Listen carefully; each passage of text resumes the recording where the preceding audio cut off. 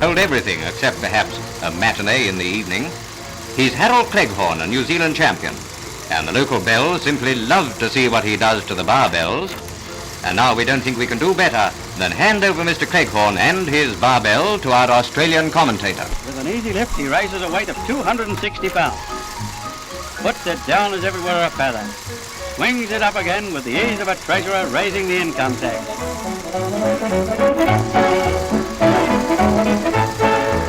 Takes the lead weights off, and Harold raises the barbell with 2 bells at it.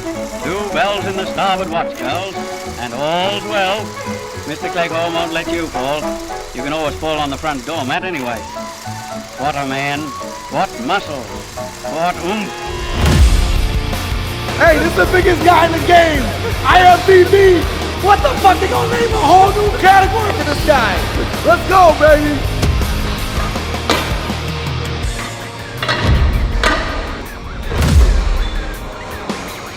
I was a skinny little kid, and I always looked up to guys that had a well-built physique.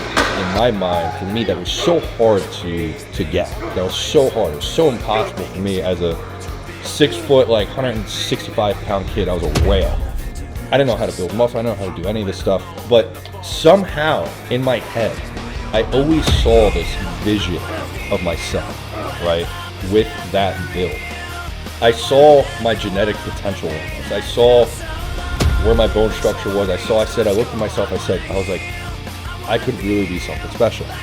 Why would I not maximize everything about myself? I remember when I first started going to the gym, I didn't know what I was doing. I kind of knew what I was doing, but not really. Wasn't getting the results I wanted. I forced myself to go to the gym. For literally the first 3 months, I told myself in my head, I said, I'm gonna go every single day. No matter if I want to go or not, no matter how tired I am, doesn't matter, no matter how pissed off I am, no matter how much I don't want to be there, I'm going to force myself to go. I'm going to see where I'm at in 3 months. And I did exactly that. But your mental strength is also tested, and that is what the world does. I think that you need to have a certain level of grounding in which you are unshakable from that point. That is your foundation. That is where you are rooted, and that there's nothing that can come in and shake you from that foundation. There's no one thing that can sway you one way.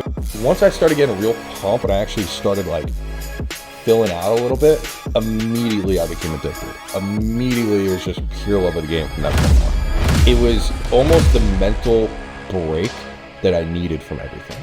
It became my only outlet. It became this place for me to just go and bury myself and forget about everything else that I needed to do. And I loved it for that. I fell in love with it completely. I was there all the time. I used to skip class in high school, literally almost every day, just to go to the gym. I look better than 99.9% of people, right?